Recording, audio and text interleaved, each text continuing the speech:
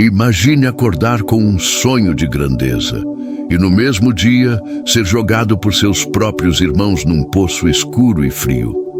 Imagine ter um coração puro e ainda assim ser vendido como escravo. Imagine ser fiel e mesmo assim ser acusado injustamente. Esta não é a história de um vilão.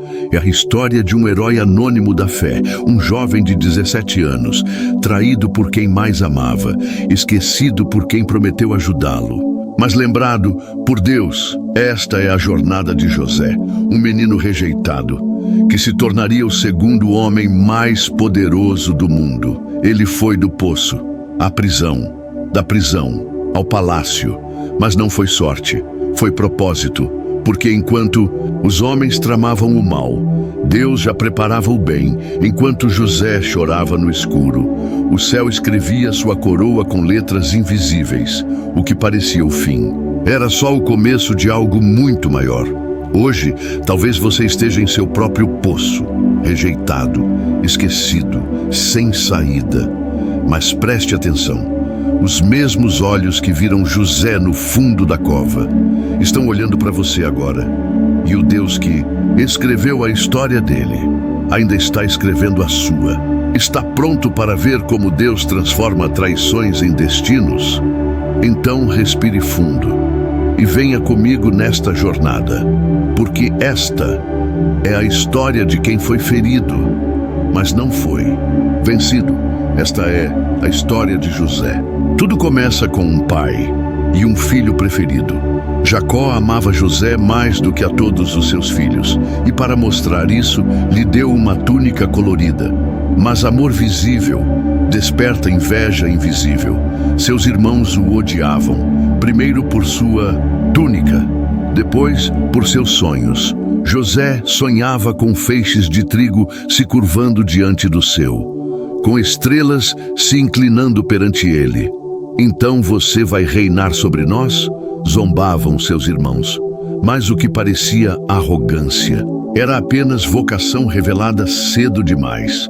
Até que um dia, enquanto ele buscava por seus irmãos no campo, eles o viram ao longe e disseram entre si: "Lá vem o sonhador. Vamos matá-lo e veremos o que será dos seus sonhos." Mas em vez da morte, veio o poço, um buraco seco, sem água, sem luz, sem saída. José gritava, mas ninguém respondia. Ele chorava.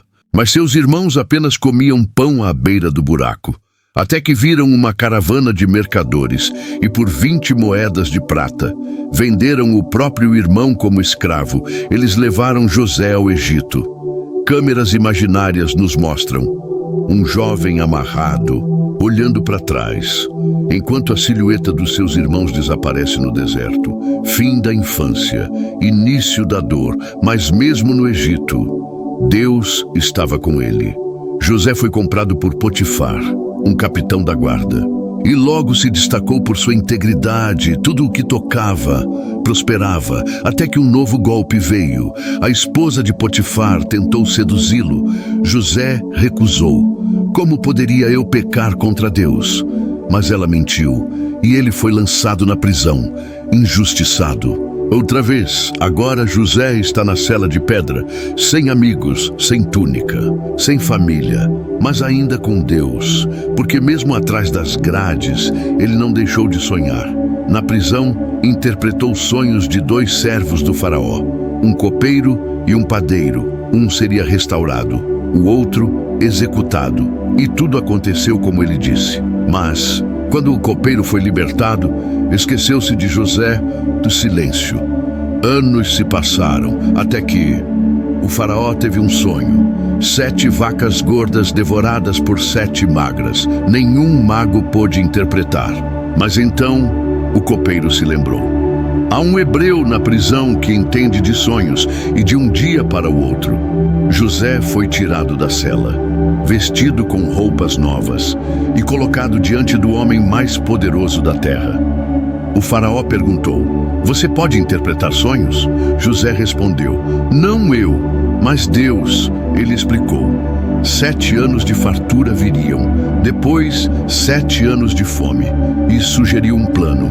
Faraó viu sabedoria em José e o colocou como governador do Egito, de escravo a príncipe, de prisioneiro a salvador de nações. E então, anos depois, durante a fome, seus irmãos vieram ao Egito em busca de pão. Eles não o reconheceram, mas José os reconheceu. E aqui o verdadeiro teste acontece. José não buscou vingança. Ele chorou, ele perdoou e disse: vocês intentaram o mal contra mim, mas Deus o transformou em bem para salvar muitas vidas. Essa é a história de José, a história de quem foi jogado num poço, mas nunca saiu dos planos de Deus. A história de José não é apenas um drama de traição e triunfo. É um mapa, um espelho, uma lente para quem hoje se sente esquecido, injustiçado ou enterrado em um poço da vida. José nos deixa 3 lições que podem mudar como você enxerga as piores estações da sua história. A lição do poço. Onde Deus planta seus príncipes, o poço não era o fim, era o começo. Às vezes, Deus precisa nos tirar da vista de todos, para que paremos de depender da aprovação de todos. José foi arrancado do colo do pai, da casa confortável, e jogado onde ninguém o via. Mas foi ali, no silêncio, na humilhação, que sua fé foi refinada. O poço pode parecer o ponto final, mas com Deus é só o prólogo, o início da transformação, o lugar onde se morre para a vaidade e se nasce para o propósito. A lição do palácio. Deus usa a dor como ponte. Quando José se tornou governador, ele não estava apenas em uma nova posição, ele estava preparado. Nada do que ele passou foi desperdiçado. A injustiça da prisão o ensinou a depender de Deus. A rejeição dos irmãos o ensinou a não guardar mágoa. A pressão da corte o ensinou a liderar com sabedoria.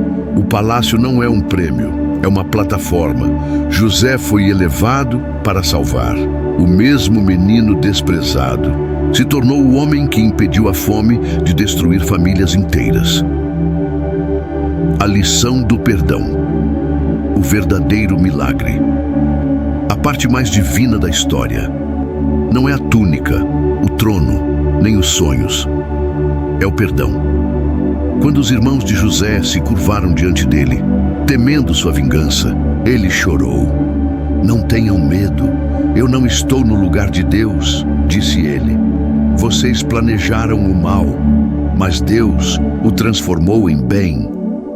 O perdão de José quebrou maldições, reconectou a família e selou a promessa de uma nação. Essas são as lições do poço, do palácio e do perdão. Talvez hoje você esteja em um poço ou em uma prisão emocional. Talvez tenha sido injustiçado por quem mais amava. Mas se Deus está com você, nada será em vão. Ele está te preparando. Porque quem passa pelo poço com fé, um dia governará com misericórdia. Hoje a história de José continua viva, não nos palácios do Egito, mas nos bastidores silenciosos da vida real. Tem um jovem que foi traído pelos amigos, mas decidiu perdoar e seguir em paz. Uma mulher abandonada pelo marido, que agora lidera um projeto para restaurar outras famílias. Um idoso que passou 30 anos sendo ignorado pelos filhos. E mesmo assim, ora todos os dias por eles com lágrimas e esperança. Todos eles foram jogados em poços e não desistiram, porque sabiam que Deus não desperdiça dor.